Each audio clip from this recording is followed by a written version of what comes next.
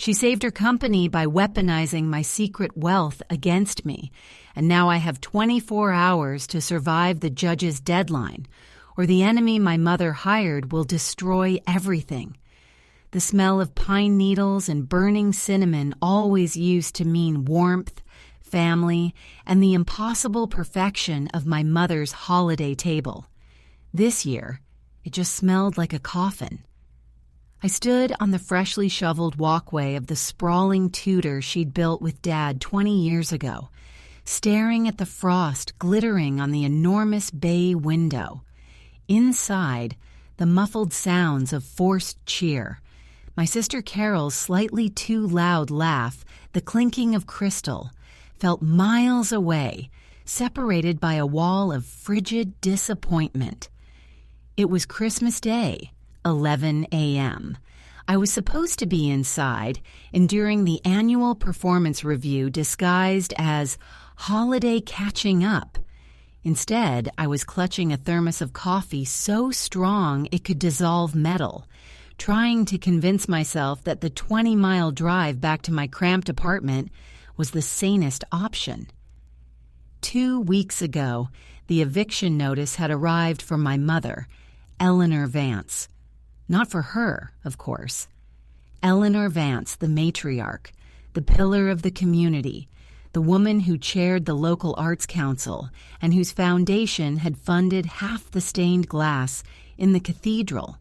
No, the notice was for Vance Legacy Textiles, the small boutique fabric house she had poured the last decade into after Dad died. It was failing, spectacularly.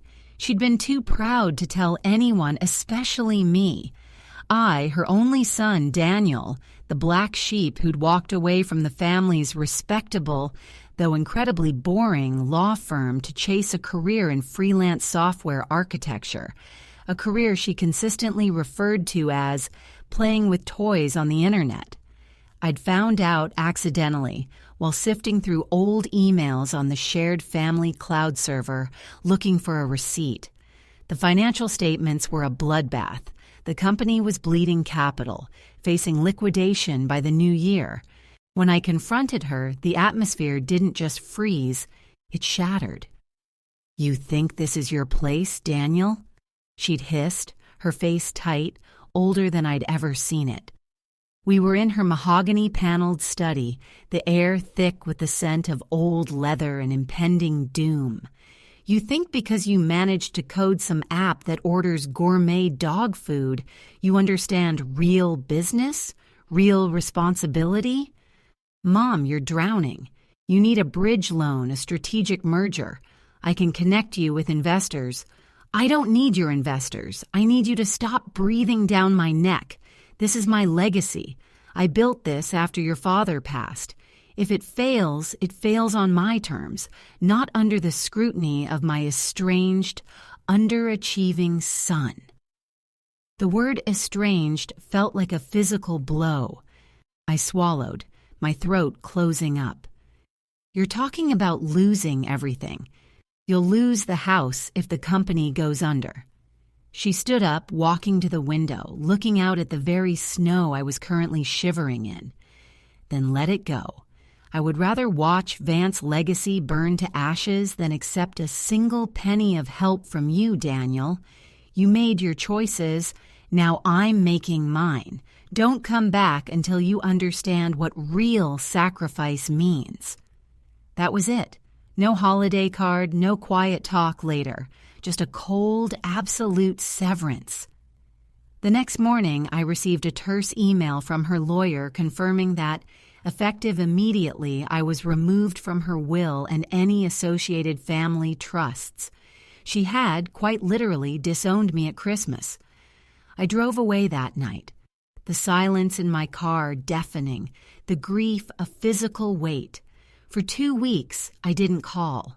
I immersed myself in work, pushing code until my eyes burned, trying to scrub the image of her furious face from my mind. Then, 3 days ago, while checking the public filings for a completely unrelated tech acquisition, I saw it. Vance Legacy Textiles had filed for emergency Chapter 11 protection. The creditors were circling like vultures. The final devastating auction was scheduled for December 30th. Eleanor would be homeless by New Year's Day. I couldn't stop it. I couldn't reason with her. But I was a software architect. I dealt in massive, untraceable transactions. I had capital, the kind of quiet, anonymous wealth that comes from designing security protocols for major financial institutions that don't like their names attached to the contracts. I spent 72 hours in a fugue state, building a shell corporation, routing funds through encrypted offshore accounts, and setting up a labyrinthine paper trail that led directly back to a ghost. It was technically legal, completely anonymous, and entirely untraceable to me unless I explicitly chose to reveal it. It felt like breaking into a fortress, but instead of stealing, I was planting a bomb, a beautiful, life-saving bomb. Yesterday afternoon, I executed the transfer, a single massive wire deposit, just enough to cover the liquidation order, pay the secured creditors, and leave a healthy operating reserve, all funneled through my shell entity, Ethelred Holdings. The terms were simple. Vance Legacy Textiles was bought out of immediate bankruptcy protection, with the stipulation that Eleanor Vance retained the CEO position, provided she remained solvent for the next quarter. I watched the digital news feeds crawl with the story. Mystery investor rescues beloved local textile house days before auction. They called it a miracle. They quoted Eleanor, looking shell-shocked but relieved, saying she owed everything to a benevolent, anonymous savior. And now I was here, standing outside her house on Christmas morning, listening to the laughter. I had saved her business, saved her home, saved her pride, all without her knowledge. I had defied her final cruel command, not by begging for forgiveness, but by proving silently and irrevocably that I was more capable than she ever gave me credit for. My phone vibrated. It was a text from Carol, forwarded from my mother's old defunct number. "Mom fell. Ambulance is here. Hurry." I dropped the thermos, the ceramic shattering on the icy stones. I ran to the front door and hammered on the thick oak, forgetting the polite knock I'd rehearsed. "Mom! Eleanor! Open the door!" I yelled, panic seizing my chest.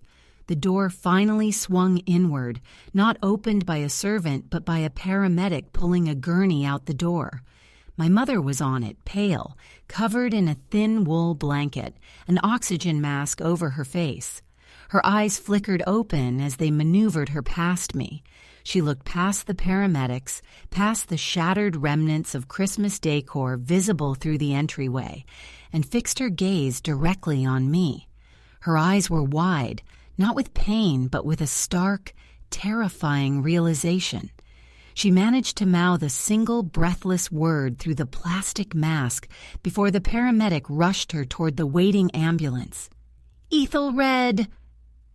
The sound of that single whispered word, Ethelred, echoed in the sudden, sterile silence that descended on the entryway.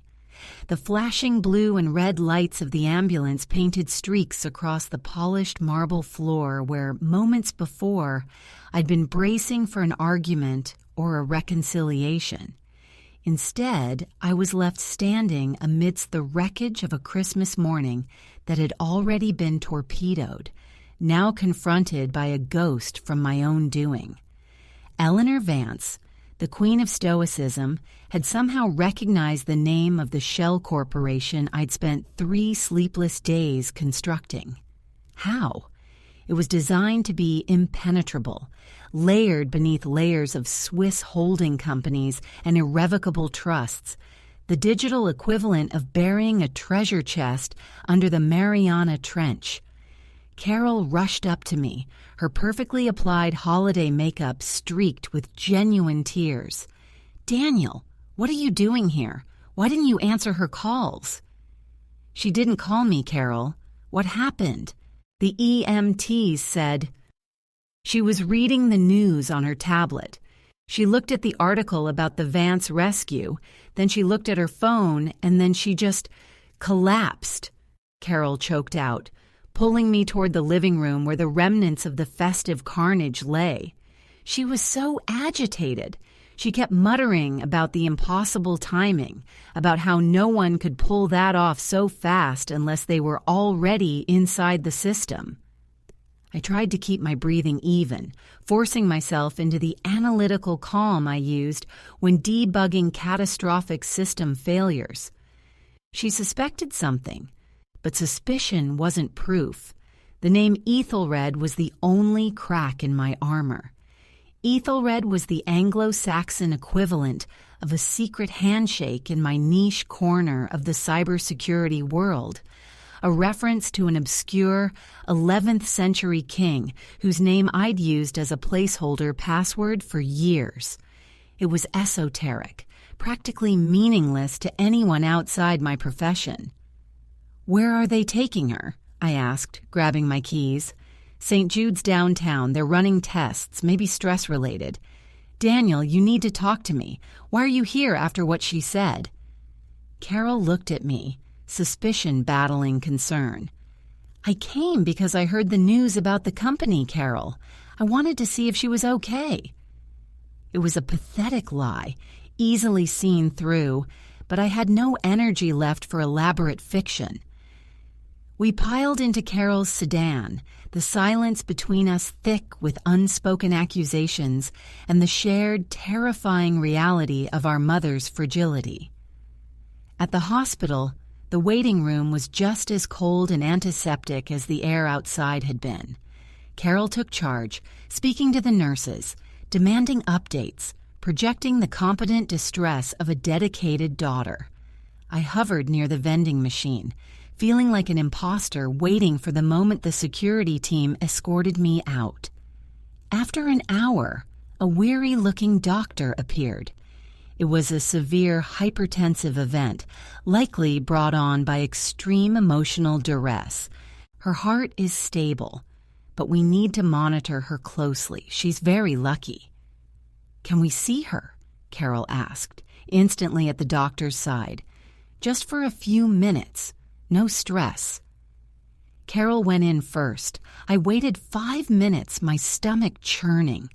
When she emerged, her face was ashen. "She wants to see you, Daniel. Alone." I walked into the room. The fluorescent lighting made the white sheets look blinding.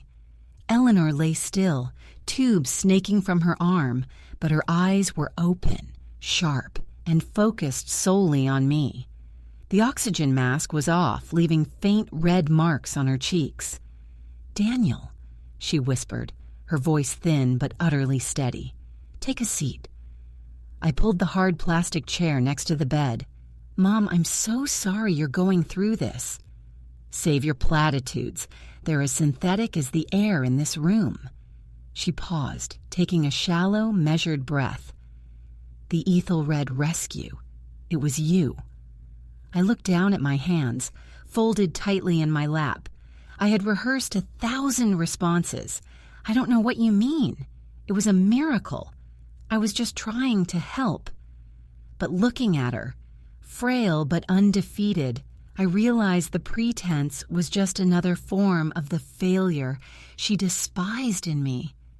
"Yes, Mom, it was me." Her expression didn't shift to anger, which was somehow worse. It was a look of intense, strategic appraisal. "Why?" "Because you wouldn't take my help. Because you were going to lose everything because of pride. I saved the company. It's solvent. You have a clear runway for the next year, provided you manage it properly." A slow, almost imperceptible smile touched the corner of her mouth. So, the prodigal son returns, not with an apology, but with a hostile takeover disguised as charity. You used your ill-gotten digital gains to prove you could save my tangible legacy. I proved I could do something you deemed impossible. I countered softly. She closed her eyes for a moment, collecting strength. When she opened them, the warmth I hadn't seen in years was completely absent, replaced by an icy clarity. You bypassed my instructions. You ignored my direct personal wish that you stay out of my life. You forced your way back in, not through reconciliation, but through a financial maneuver that smells of blackmail. It's not blackmail, it's an investment. Is it, Daniel? Because Ethelred Holdings didn't just buy the debt, did they? I managed to pull up the preliminary documents just before I collapsed. You didn't just save the company, you acquired controlling interest. You are now the majority shareholder. My heart slammed against my ribs. I hadn't told Carol that part. The acquisition agreement stipulated that I held 51% of the shares, voting rights intact, with the transfer finalized once the Chapter 11 exit was approved next week. I had planned to reveal that later, perhaps once she was stable, once she saw the company thriving under my invisible protection. I needed the control to ensure you made sound decisions, I admitted, the words tasting like ash. Eleanor stared at me, her eyes blazing with a fire that seemed to mock the heart monitor beeping softly beside her. You didn't save Vance's legacy, Daniel. You conquered it. You executed the hostile takeover you swore you'd never participate in, using my life's work as the battlefield. She reached under the pillow with surprising speed and pulled out her phone, a slim, expensive model I hadn't known she still possessed. She tapped furiously for a moment. You think you're so clever with your digital ghosts, boy? You think anonymity protects you when you assault a Vance? She rasped, forcing the words out against the oxygen tube. I may be an old woman in a hospital bed, but I built this company using genuine contracts and legal documents. You used smoke and mirrors. She held the phone out to me, displaying a brightly lit screen. It wasn't a news article. It was an active, secure video call link pulsing with an incoming connection request. I called my lawyer the minute I recognized your holding company's registration pattern. She spat, her voice rising despite the doctor's warnings. I've already filed an emergency injunction based on fraud and coercion. This call is with the presiding judge for the bankruptcy court. If you are truly Daniel Vance, and if you truly executed that purchase, you need to answer his questions now in front of me, or the entire acquisition is voided by dawn. The phone screen seemed to glow with malevolent judgment. The judge was waiting. My elaborate, perfect plan had just collided with the one entity more stubborn than I was, my mother, fighting me from a hospital bed.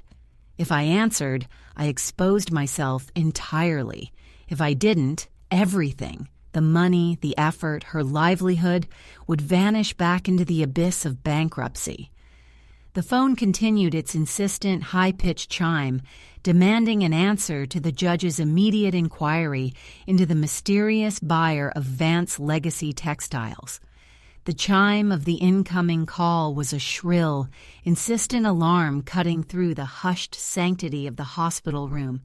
Every instinct in my body screamed decline, to smash the phone, to run back into the comfortable shadows of my anonymity. But staring at the screen, then at my mother's fierce, expectant gaze, I saw the trap closing. She hadn't just called her lawyer. She had forced a direct confrontation in the one arena she knew I couldn't easily escape, the courtroom, however virtual. If I let the call go to voicemail, the judge would see evasion, solidifying Eleanor's claim of fraud or coercion, and the injunction would hold. The company would revert to the creditors, and Eleanor would indeed lose everything, just as I'd tried to prevent. The irony was a bitter taste I couldn't wash away. My hands were shaking too badly to press the screen. Eleanor noticed. With surprising strength, she reached over, her fingers brushing mine as she nudged the phone toward me. "Answer it, Daniel," she commanded, her voice barely a rasp, yet carrying the weight of every decision I'd ever regretted. "Let the judge see the supposed savior.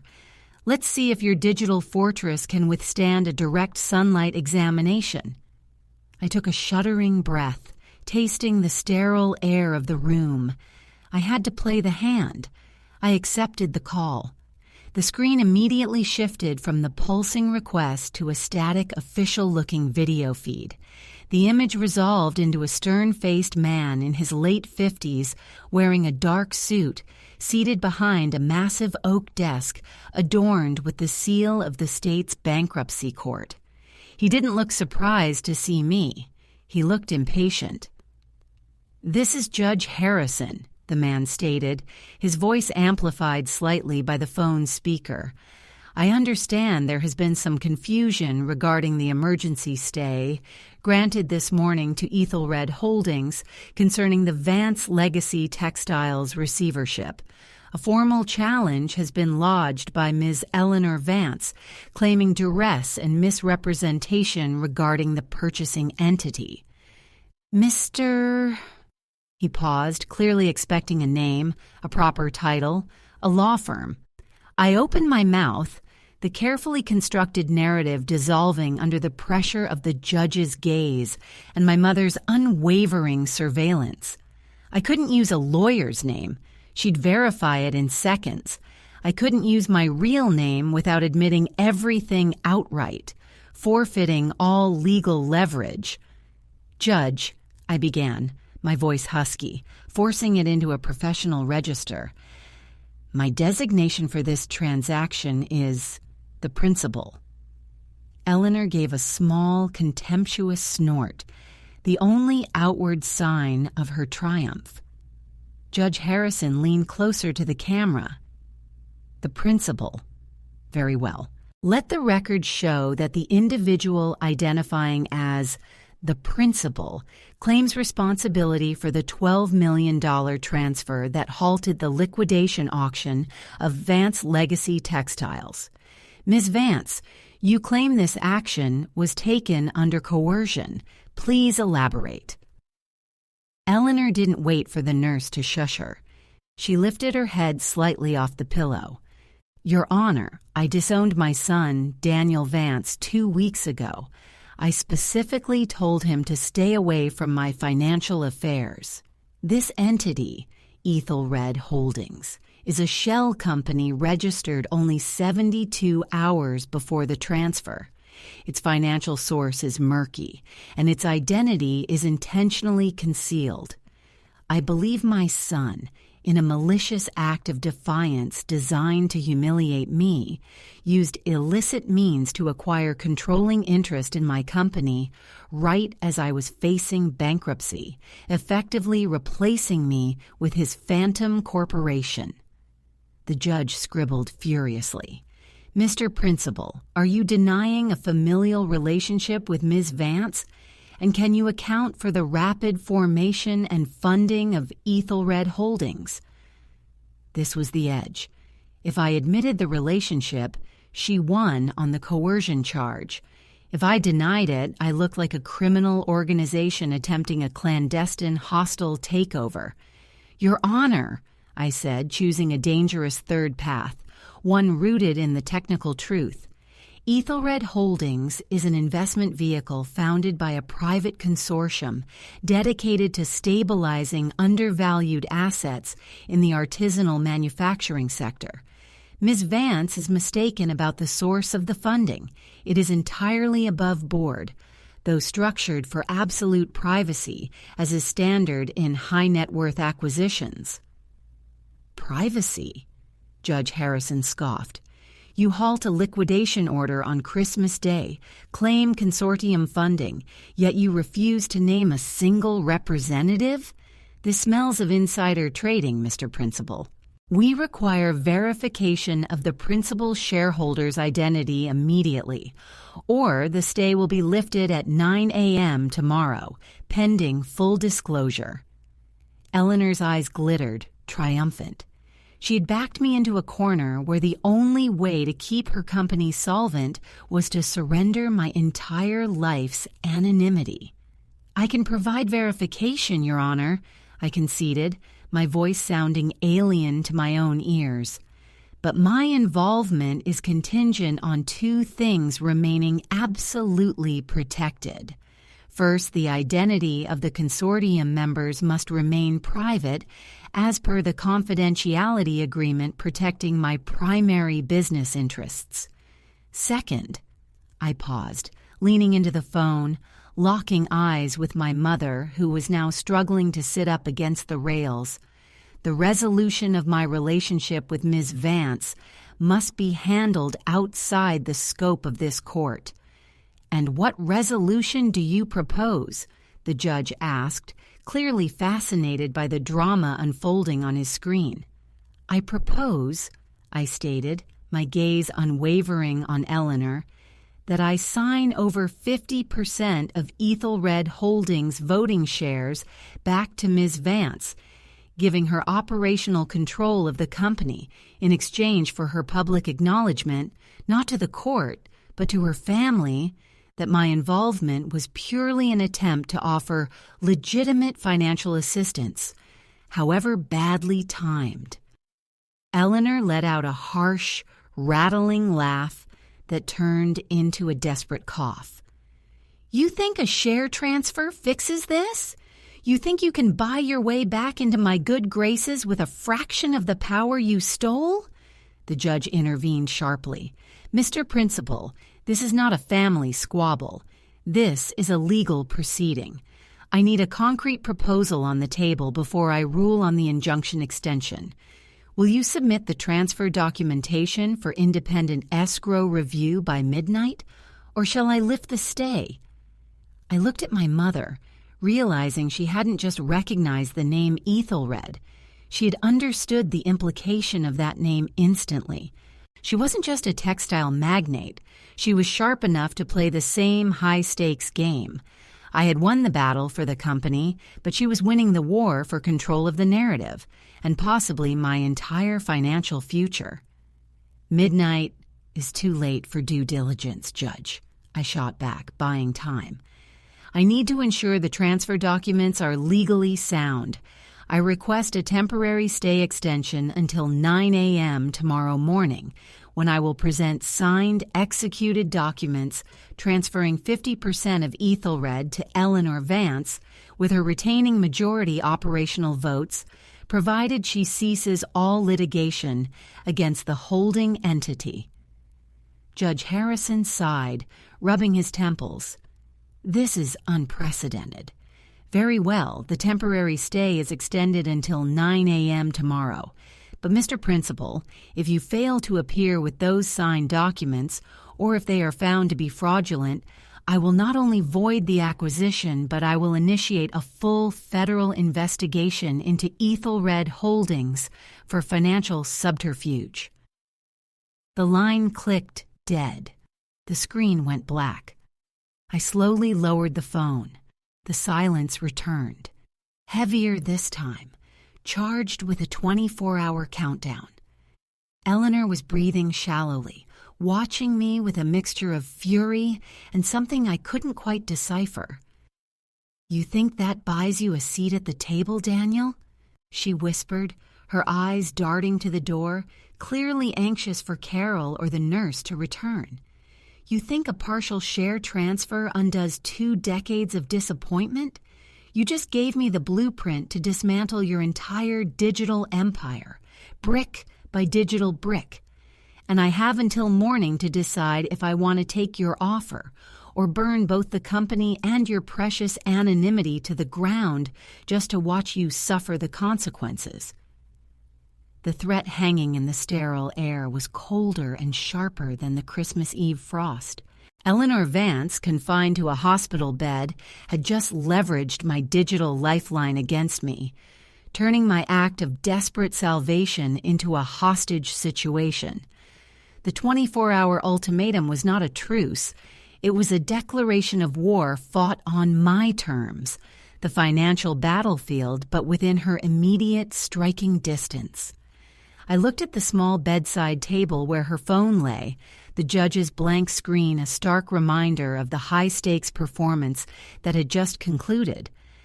My carefully maintained financial fortress, designed to keep the world out, was now being methodically dismantled by the one person who knew my vulnerabilities better than I did.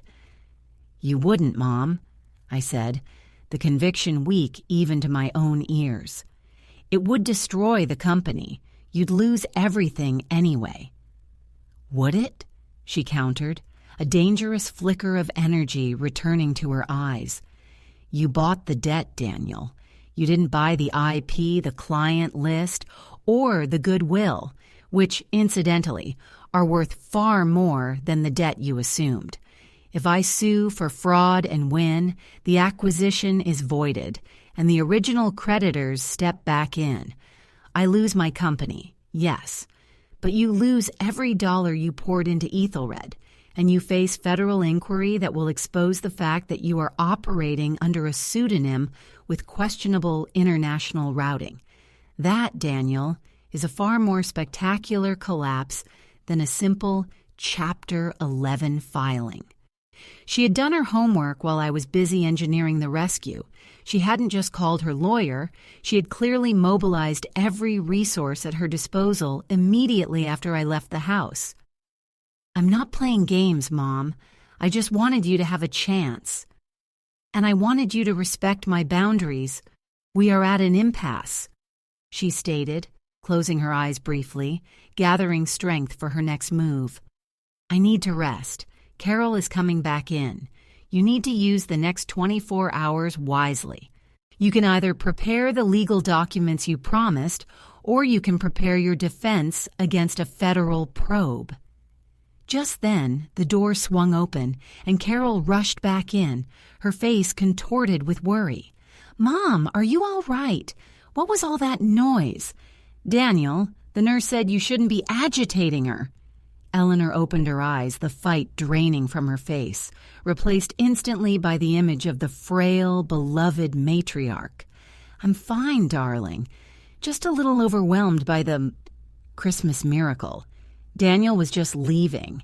He stopped by to offer his condolences for the situation." She managed a weak, theatrical smile directed at me. Carol's confusion was palpable. "He was? But what situation? The news said the company was saved." Eleanor dismissed the entire morning with a delicate wave of her hand. "A temporary reprieve, Carol. A very generous, though ultimately confusing, anonymous investor stepped in at the last minute. It's messy. Daniel and I were just discussing how much stress this whole ordeal has put on the family." She directed a final, icy look at me. "He understands he needs to give me space now." Carol, ever the peacemaker, rushed to my side, grabbing my arm. "Daniel, please, just go. Let her rest. We'll talk later about what this means for Christmas next year." I allowed myself to be physically ushered out of the room. As the door clicked shut behind me, I heard Eleanor's voice, suddenly strong and maternal again. "Carol, darling, fetch me a pitcher of ice water, please. I have a very long night ahead of me trying to understand this strange generosity." I walked blindly toward the elevators, the hospital corridors feeling like a maze designed for maximum panic. I had less than 24 hours. I had to either surrender half my digital infrastructure to a woman who had just threatened to expose it to federal authorities, or gamble that I could discredit her legal maneuver before morning. I didn't go home. I drove directly to my office, a secure, soundproof studio downtown. I booted up the main server cluster, the fans whirring to life like a collective sigh of relief. I pulled up the Ethelred holding structure. If I gave her 50%, she'd have operational control, but I'd still be tied to her, constantly exposed. If I fought her, I risked total exposure. There had to be a loophole. I dove into the escrow agreement stipulations. The judge had demanded proof of my legitimacy by 9 a.m. If I couldn't provide it, the injunction lifted. The documents I was supposed to generate would expose the consortium to scrutiny, which was unacceptable. Then, an idea hit me. A dangerous, beautiful piece of code that only someone with my specific background would conceive. I didn't have to sign the documents or prove the consortium. I could create a scenario where the transfer was moot, where the judge had no choice but to accept my arrangement without demanding full disclosure of my assets. I started coding, bypassing 3 layers of firewalls to access a dormant project. A highly advanced encrypted data siphon I developed years ago for a government agency that later went defunct. It was designed not to steal data, but to simulate massive verifiable transactions across global markets in real time, creating the illusion of unprecedented liquid assets. It was digital magic, the ultimate proof of wealth without actually moving a single cent. For the next 12 hours, fueled by caffeine and pure adrenaline, I rerouted the siphon's output through a dummy exchange, preparing a live feed that would show Judge Harrison exactly what the principal controlled. A verifiable, flowing river of billions, entirely untraceable to its true origin, but utterly convincing in its scale. It wouldn't be proof of who I was, but it would be irrefutable proof of the power behind Ethelred, making any lawsuit against the entity utterly ludicrous. As dawn began to gray the skyscraper windows, the simulation was ready. The final configuration was locked. I had the perfect digital smokescreen to satisfy the court by 9 a.m. I leaned back, exhausted but victorious. I had neutralized the legal threat. Now I only had to deal with the human one. I pulled up Eleanor's contact information, ready to send the finalized, pre-signed escrow transfer agreement, the one that gave her control, but kept me safe, when my secondary encrypted email account pinged. It wasn't Carol. It was an email from an untraceable server in Monaco, carrying a single attachment, a high-resolution photograph. The photo was taken recently, perhaps last night, in the dimly lit corridor outside Eleanor's hospital room. It was a close-up of my discarded thermos, still lying on the icy walkway, its ceramic body shattered. And right next to the shards, captured perfectly in the morning light, was a footprint. My footprint. Beside it, partially obscured by the frost, was another, distinctly different print. A heavy, expensive boot, one that definitely did not belong to Carol or any paramedic. The caption beneath the image was a single chilling sentence. "Nice thermos, Daniel. You left more than just your coffee behind." The photograph burned itself into my retinas. The boot print wasn't just a footprint. It was the signature mark of a bespoke cobbler I only knew because I'd briefly consulted for his high-profile clientele years ago. This wasn't Eleanor's doing. This was someone else, someone who had been watching me approach the house, someone who had observed my entire clandestine operation unfolding outside the hospital room. My adrenaline, which had been plateauing after the successful setup of the financial simulation, spiked violently. I hadn't just been dealing with my mother's pride. I had been navigating a minefield laid by an unknown third party who clearly understood the significance of Ethelred Holdings and was waiting for me to reveal myself. Who else knew about my secret wealth? Who else knew I would intervene in Eleanor's life this dramatically? I frantically cross-referenced the boot tread pattern with any known contacts of Eleanor Vance, running it through facial recognition databases using latent thermal residue scans that I'd somehow managed to capture from the faint heat signature clinging to the image. The result flashed almost instantly. Marcus Thorne. Marcus Thorne. The name slammed into me with the force of an execution order. He wasn't just a business associate, he was my former mentor, the architect of the very financial security protocols I had built Ethelred upon. He was supposed to be retired, living quietly in the Caribbean, having sold off his primary interests years ago. He was the only person besides myself who would recognize the Ethelred reference, the only one who would understand the technical depth of my digital performance for Judge Harrison. Thorne hadn't just retired, he'd been waiting for me to make a move that involved serious capital. He hadn't been looking to save Vance Textiles, he'd been looking to catch the person who could save it. I looked at the clock. 8:15 a.m., 45 minutes until the deadline. 45 minutes until I either faced federal fraud charges or brokered a deal with my vindictive mother. Now I had a far more dangerous adversary to consider, one who could dismantle my entire digital existence before breakfast. There was no time to try and fight Thorne simultaneously with the court and Eleanor. I had to consolidate my position, and I knew exactly how. I called Carol. "I'm coming back to the hospital. Do not let Mom see me until I am right next to her. Do not let anyone else in the room.